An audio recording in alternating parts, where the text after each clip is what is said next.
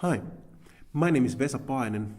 I work here at the University of Eastern Finland, and on this video I will show you some examples what kind of courses I'm been using with the flipped classroom, what kind of modules I've been using in these, and how I've been arranged the whole courses.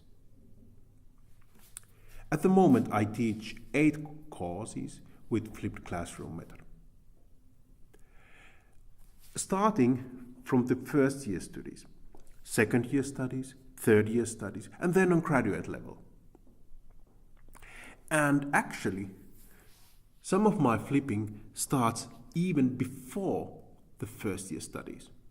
So when the students will get the letter from our administration that, okay, you've been accepted to join the University of Eastern Finland, there is a link to YouTube videos where I'm giving them information, okay, that this is the curriculum you will have. This is how you can register on different courses. This is how you can use our learning management system. And these kind of choices you can have during your future years if you are coming to our university.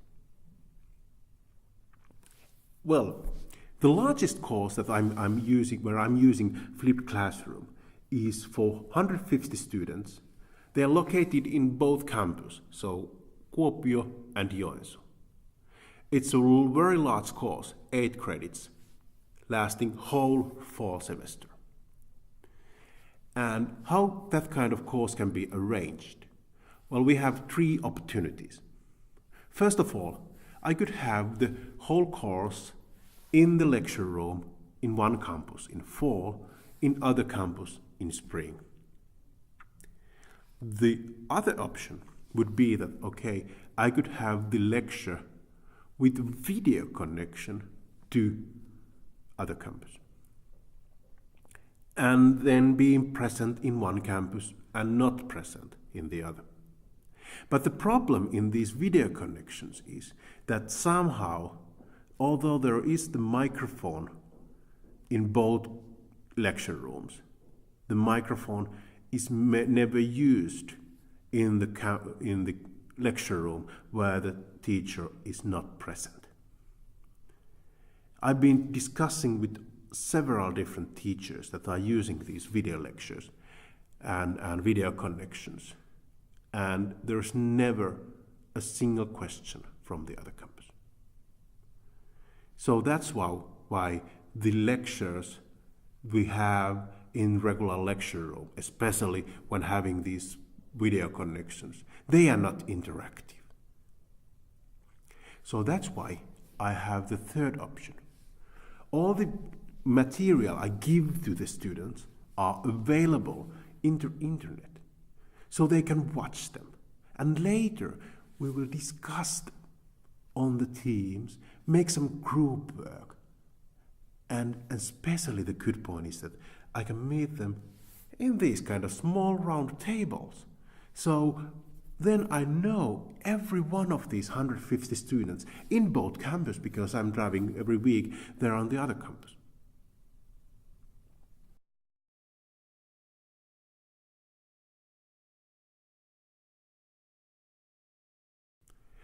Usually, my lectures at least start that, okay, I will have a short review of the previous lecture.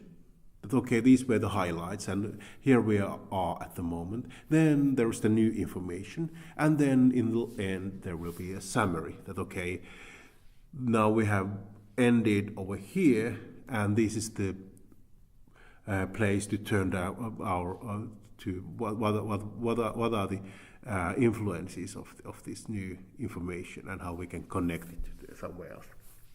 So most probably, if I have a 90-minute lecture, it will mean that, okay, there is only 60 minutes of new information. So 1/3 of the lecture is revealing and making connections. And that's why when making this regular lectures to online material, it's quite easy to reduce the duration of the lectures by 1/3. So does that mean that there's less information available for the learners? No, because we are meeting each other in these group works, etc. And then we have quizzes, we have online chat, etc., several different formats. And that's why, actually, at the same time, when my 8 credit course, the information, the time spent for the direct information is reduced by 1/3. The actual workload that I expect students to do has been increased by 1/3. One thing I wanted to change when getting this large course flipped, I wanted to change the way the students can pass the course. Previously, in regular lectures, after regular lecture there is a final exam, then there is a second try of final exam, and then the third way of making the final exam. And if you can't pass none of these 3 exams, then welcome next year. And that's quite pity, because it means that, okay, you have to wait 1 year. And if it's a basic level course with 150 students, that can be a problem for some of these students. And there were students that were having big troubles in this course, because it's 8 credits. It's an enormous amount of new information. And they were struggling year after year after year on this course, never passing. That's why I made an alternative for the exam. You can also write a long essay at home. It's very demanding. It's maybe 12 pages or something like that. But it gives you opportunity that not only during the fall semester you have exam, but you can also make these essays in the spring or even in the summer. So throughout the year, you can pass the course. So there is not the last deadline on this course at all. Not only on the way to pass the course was not the only choice I gave the students. I gave them 6 different ways to learn, and none of these is an essential. You can even not taking part of any of these. Just read the material, come to exam. If you pass, we're all happy. So I had 6 different ways. I had video lectures, so these screencasts made from the PowerPoint slides with a voiceover. Then I had podcasts, so radio program, and some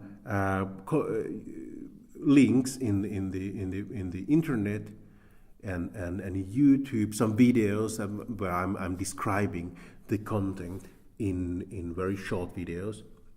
Then I have more interactive elements, group work, chatting forum in the internet, and also some quizzes. This 8 credit course has been put now on about 100 screencast videos. The duration of each video is about 14 minutes. And practically it means that there is a PowerPoint presentation with the voiceover. But in this PowerPoint, they are not only text from one end to other, but there are also some videos that are inserted, etc. Then the other way to submit the information to the students is by using podcast. There's about 25 radio programs, each having about 11 minutes duration. And so far, it's been about 7,000 users. Then the third way is to have some short YouTube videos on the content, or some external web material. So in this large course I have maybe 32 videos, about 6 minutes long, and in YouTube there is about 2,000 users at the moment. So we have different ways to deliver the information. But then I have 3 ways to, for the students that they can process the information. First of all, we have quizzes. There are about 20 set of quizzes that have unlimited use. So students can very many times repeat the quizzes, and they just love it.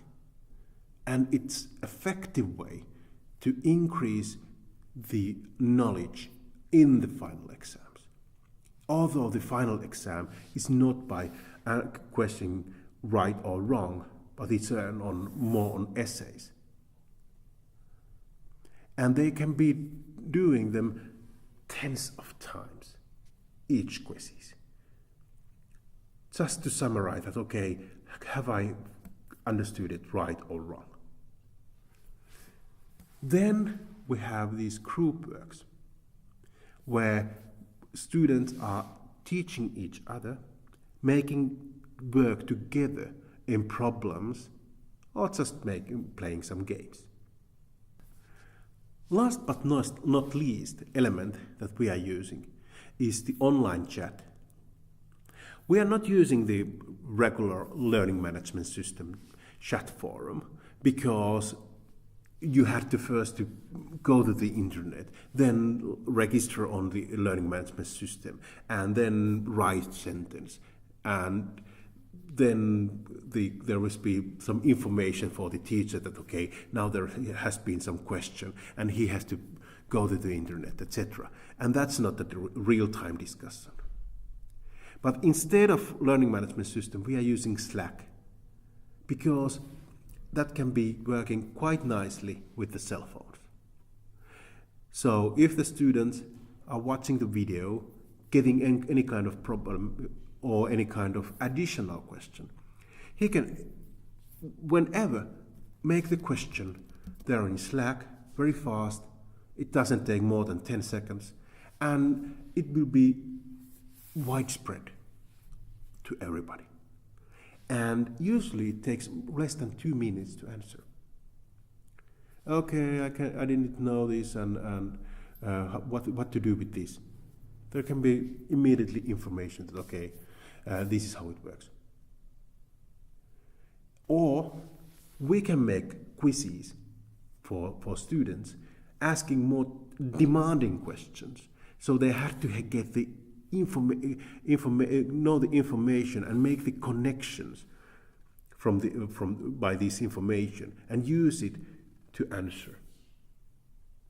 And that's how, in these large courses, we have about 150 messages per week, meaning that the students are asking and answering quite many questions every week and every day.